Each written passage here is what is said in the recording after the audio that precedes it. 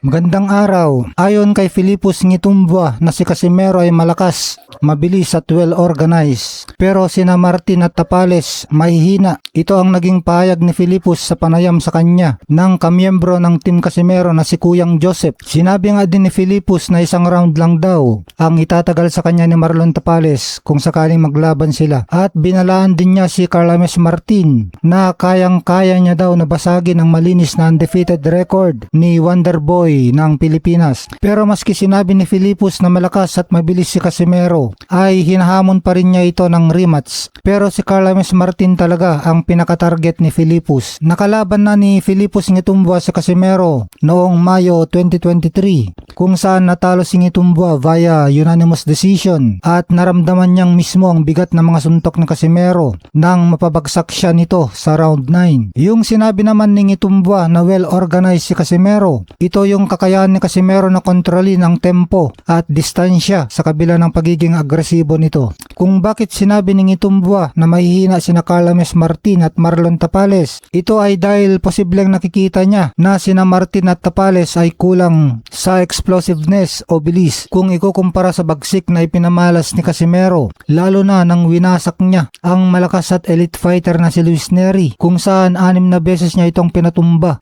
Si Marlon Tapales ay tinalo ni Yukinori Oguni, samantalang tinalo ni Ngitumba si Oguni sa loob lang ng isang round. Para kay Ngitumba, kung hindi kayang talunin ni Tapales ang isang boksingero na denomina at dinurog lang niya sa isang round, ay talagang maituturing niya na mahina nga si Tapales kumpara sa kanya. Si Carlames Martin naman ay nasabi ni Ngitumba na useless o walang kwentang nakakalaban nito. Kaya kahit undefeated si Martin at number 1 ang ranggo sa WBO, ay tingin ni Ngitumba na mahina ito. Dahil ang nakalaban ni Martin, mapa mga banyag at lokal na boksingero, ay mahihina ang record. Hindi katulad ni Ngitumba na sumasabak sa world class at matitinding laban. Kaya para kay Ngitumba, hanggat hindi napapatunayan ni Martin ang sarili niya laban sa mga elite o kilalang pangalan sa super bantamweight division, ang kanyang malinis na record ay walang gaanong halaga at itinuturing pa rin siyang mahina kumpara sa mga subok na sa gyera. Magandang araw. Sa panayam ni Kuyang Joseph kay Philippus Ngitumba, ay hinamon ni Philippus sa mga Pinoy boxer na sina Carlames Martin, General Casimero, Nonito Donaire at Marlon Tapales. Isinama na rin niya sa kanyang paghamon ang Hapon na sina Oya Inoue. Kaya dito makikita talaga na matapang itong si Philippus Ngitumba. Hirit niya kay Tapales na kaya niya itong patumbayin sa loob lang ng isang round. Pero ang talagang pinag-iinitan ni Philippus ay ang matagal na niyang hinahamon na si Carlames Martin. Mas matindi ang gigil at hamon niya kay Martin. Siguro dahil alam niyang malaki ang mapapala niya pag tinalo niya si Martin dahil sa taas ng ranking na number 1 sa WBO ni Martin. Ayon pa kay Philippus na mas magaling si Martin kaysa kay Tapales, minaliit niya ang dating Unified World Champion na si Marlon Tapales at sinabing easy work lang daw ito para sa kanya at kaya niyang pabagsakin sa loob lang ng round 1. Kaya tinitignan ni Philippus na mas mahirap na hamon para sa kanya si Carlames Martin. Tapos tinira din ni Philippus ang kalidad ng mga nakakalaban ni Martin. Sinabi ni Philippus na mga useless o walang kwenta ang mga nakakatapat ni Wonderboy kumpara sa kanya. Ang mga nakakalaban ni Philippus ay matitindi, mga former world champion katulad ni na General Casimero at Yukinori Oguni, kung saan ang laban niya kay Casimero ay natalo siya at kay Yukinori Oguni naman ay nanalo siya via technical knockout sa round 1 lang. 3 beses nga niyang pinabagsak si Yukinori Oguni sa kanilang laban. Malamang ang mabilis na pagpapatumba niya kay Oguni ang isa sa mga dahilan kung bakit napakataas ng kumpiyansa ngayon ni Philippus na humamon ng malalaking pangalan, kabilang na si Carlames Martin at Marlon Tapales. Muli nga din niyang hinamon si General Casimero na mag-rematch. Talagang matapang si Philippus kahit pa bumagsak at natalo na nga siya kay Casimero nung una nilang laban. At malamang napanood din niya ang pagwasak ni Casimero nito lang sa sikat at elite fighter na si Luis Nery, ay gusto pa rin nitong muling maglaban sila ni Casimero. Pero sa ngayon mukhang malabo na napapatulan siya ni Casimero dahil nakatuon ng pansin ni Casimero sa malalaking laban ngayon na posibleng sina Oya Inoue na nga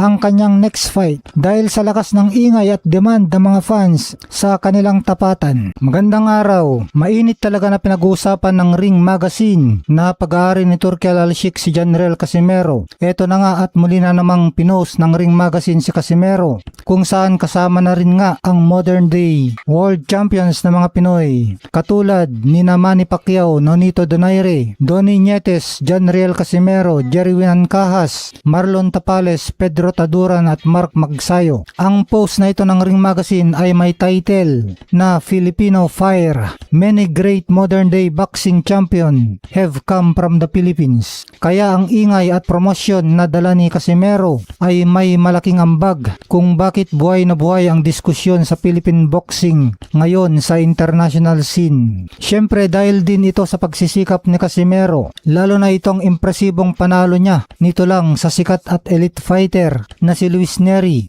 Kaya ngayon ay paborito siya na pag-usapan ng mga malalaking international media outlet katulad ng Ring Magazine. Kaya itong pasaring ni Casimero sa mga bigating boksingero na gaya ni Naoya Inoue, kaya nadadamay ang ibang Pilipinong boksingero sa diskusyon. Ginagamit ng media ang pagkakataong ito para balikan ang mayamang kasaysayan at legasiya ng ating bansa sa boxing. Kaya biglang pumasok sa eksena ang mga lista ng Filipino Fire na kinabibilangan ni Pacquiao, Donaire at Nietes at iba pa. Samantala nagpost si Casimero sa kanyang SOCMED. Sabi niya, Inoue, sayo na yang WBO, IBF, WBC, WBA. Sa akin na tong The Ring Magazine belt, this is mine. Sabay sa larawan nakalagay Janriel Casimero, big news coming. Sino ang susunod na kalaban? Malaking laban, malaking pasabog. Sa tingin natin na ang tinutukoy na Casimero na Ring Magazine belt dito ay sa featherweight division. Dahil sa kasalukuyan, bakante, walang nagmamay-ari ng The Ring featherweight title. Kaya napakalaki ng posibilidad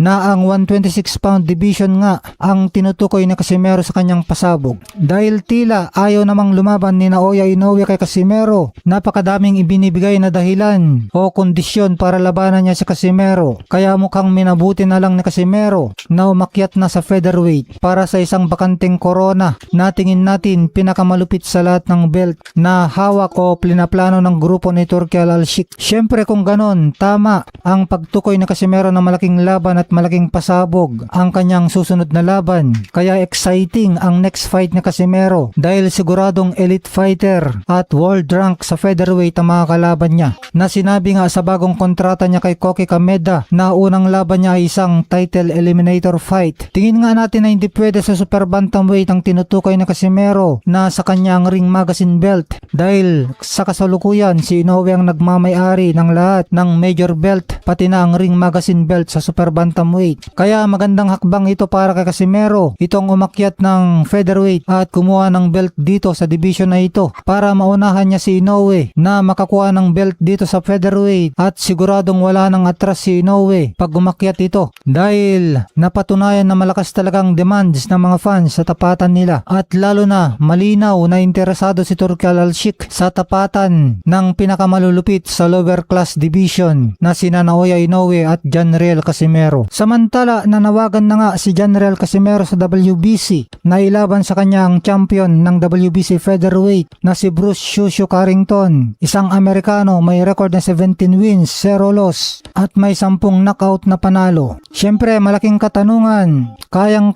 maagaw ni Casimero ang WBC featherweight title sa kamay ng kampiyon na si Bruce Shushu Carrington. Bentay ni Casimero, marami na siyang karanasan sa kampiyonato. Siya ay dating 3 division world champion. Sanay siya sa malalaking laban, walang kaba at mahusay dumiskarte at mag-adjust sa laban kontra mga elite fighters. At ito ang matindi, meron siyang lehitimong one punch knockout power. Pag natama ng kalaban ng isang solid na patama mula kay Casimero ay siguradong yanig at hilo ang kanyang kalaban. Kaya palagi siyang may puncher's chance sa kahit sino mga kalaban niya. Ito naman ang bentay ni Bruce Shushu Carrington. Siya ang current WBC featherweight champion. Siya ay mas bata, nasa kasagsagan ng kanyang lakas, nasa peak ang kanyang karera at marami ang nagsasabi na mapanganib na kalaban itong si Shushu dahil sa kanyang bilis at husay sa pakikidigma. Kaya maganda ring abangan kung sakali ang tapatang Shushu versus Cuadro Alas.